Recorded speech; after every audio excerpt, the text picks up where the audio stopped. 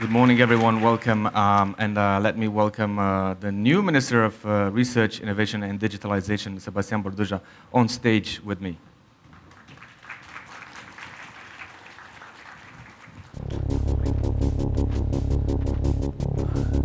So, welcome to Future Summit. You've heard myself before, to some extent.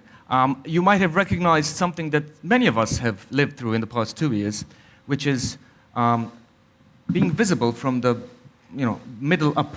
I was actually wearing my pajama pants in that hologram. In the same time, I want to, in the words of Snoop Dogg,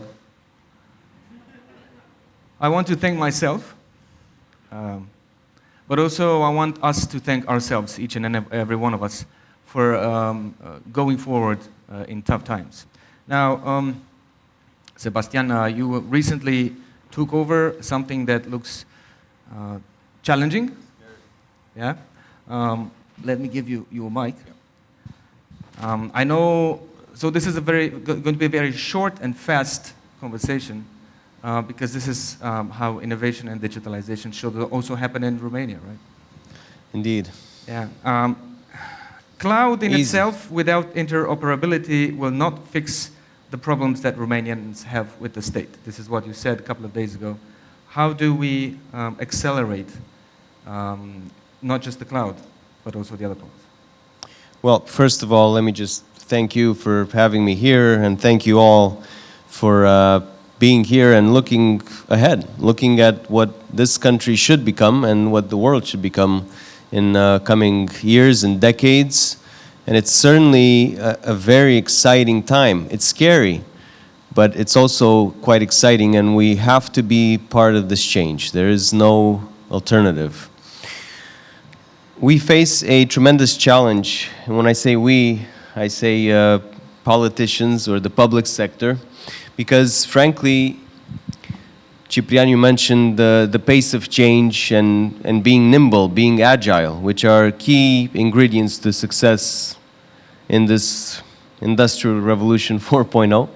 It's what we lack the most in the public sector, which is indeed the ability to adapt, to produce results, and to deliver under high pressure. So, on the cloud project, it's it's a huge endeavor. It's almost 600 million euros.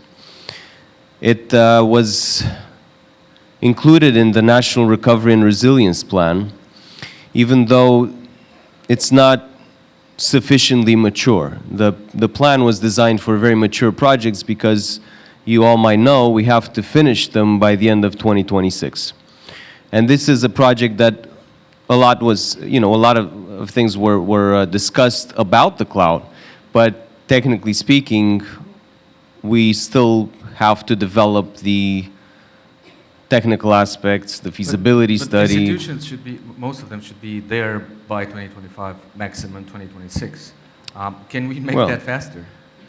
That's my goal. So one of the things that I wanted to highlight since 2 weeks ago, since I took over, is that really what we should focus on citizens' needs. And the most important need at the level of citizens and private firms is to stop interacting with the government where you have to go from one institution to the next and carry papers from one institution to the next. So in order to do that, we don't necessarily need the cloud. The cloud helps in the future, but we can start by interconnecting the databases and the public services, essentially what other countries have done already, and we know very well that we're the last in the DESI index, in the Digital Economy and Society index, when it comes to public services.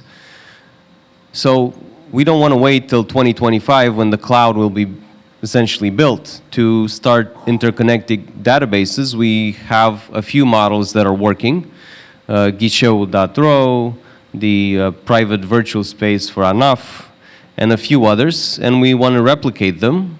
We have an idea of what the public services that are most in demand are, and we want to start there. Yeah. What's your biggest challenge as a minister now? The main priority is to make the ministry functional, to make it work. We have a lot of vacancies. We have a lot of vacancies, and we are, well, we went through a reorganization a few weeks ago, right before I took over. You're looking for new people to join? I am. I'm looking for fresh blood. So hold me to it. In fact, anyway, it's very procedural, but basically many positions that we will open up publicly will be open for recent graduates and young people. And it was one of the things that I asked for to bring in the new minds, the new perspectives, if not in this ministry, which deals indeed, I think, with the future of all ministries, then where? Yeah, true. So we are last, or among the last in DESI when it comes to public services, and we are number 25 out of not that many left in terms of how businesses use technology. We're surprised when we hear this because we believe having companies like UiPath and so on, started from Romania, eMAG, etc., that we have a digital economy, but we don't. So how can we bring more technology to Romania? How can we actually bring more future to the country? And what can you, as a minister, as a government, as politicians, what can you do? It's the toughest question and the most important one, because basically it's not just about bringing the latest gadget or producing the latest innovation. It's about generating growth. So if you look at centuries of economic research, you'll see that economic growth comes from innovation, and sustainably it comes from innovation that you generate endogenously here within Romania. And notoriously, we haven't been very good at it, partially because the state system is very much anchored into things of the past. Few resources, mostly directed to basic research, fundamental research, theoretical research, without a lot of transfer of the technologies into the real economy. The private sector is stifled, honestly, by what the government is doing. And oftentimes we need to come and say, hey, government, step out of the way. We've had a lot of, I'm going to ask you a challenging question now. We've had a lot of ministers or for any field in the past, if you just look at past 3 years, 4 years. How long would you need to make your ambitions as a leader happen? This guy.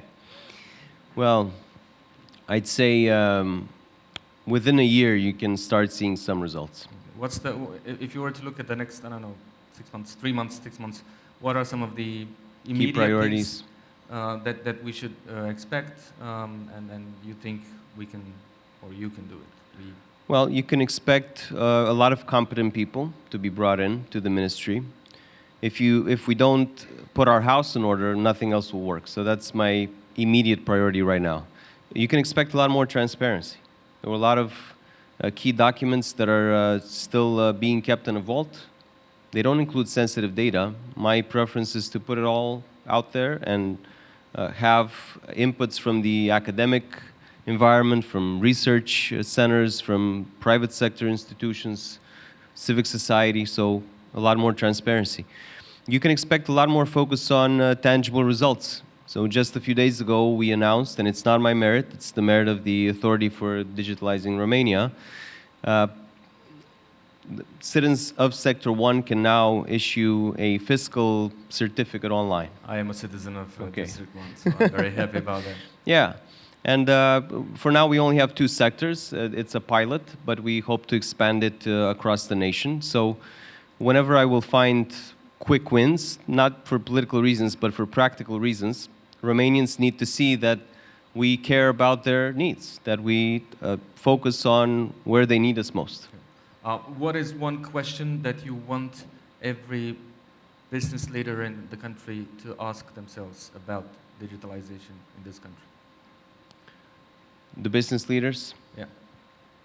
I would say they should ask themselves how the world will look like in 5, 10 years, how Romania will look like, and what they can do.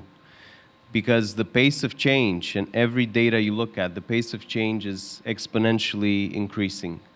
And technologies that we thought were not possible are becoming possible faster and faster. And we need to adapt. I think that We have all the right ingredients. We have the most important resource. We have the people. We have the minds.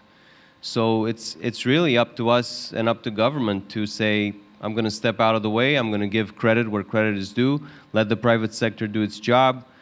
Tell us what you need from us. And if you need deregulation, I'm very happy to support that. If you need more support, or if you need more financing, I'm happy to go and find those resources. We have a minute or two left. What is the biggest challenge you think digitalization in Romania has, and what's the biggest opportunity? Well, the biggest opportunity is frankly, again, our people. We can deliver so much more productivity by putting our brightest minds and by giving them this instrument. Everybody says it, but it's true. Digitalization is not an end in itself. It's an instrument to deliver more creativity, more productivity, more growth, better paying jobs, better living conditions, or as I say, the dream of a country where we all remain, we're happy to remain, and those who have left are happy to come back one day. The biggest challenge, I think, is still the state, honestly, the mentality, and the lack of digital skills, which is pervasive in the public sector, but also across society. Frankly, we have the money, so now through the National Recovery and Resilience Plan, through the next EU funds, the EU's programming period, we should be able to deliver. It's just a matter of grinding through the wheels, through the bureaucracy. I hope you get the wheels up. I hope they're electric as well sometimes. And I hope we find ways to take Romania more into the future, also to what we do, what you do, and what many other organizations around the world are doing in this aspect. Thank you so much for... Thank you, and congratulations for what you do. It's truly an honor to be here, and please keep up the great work. Thank you. We will. Thank you.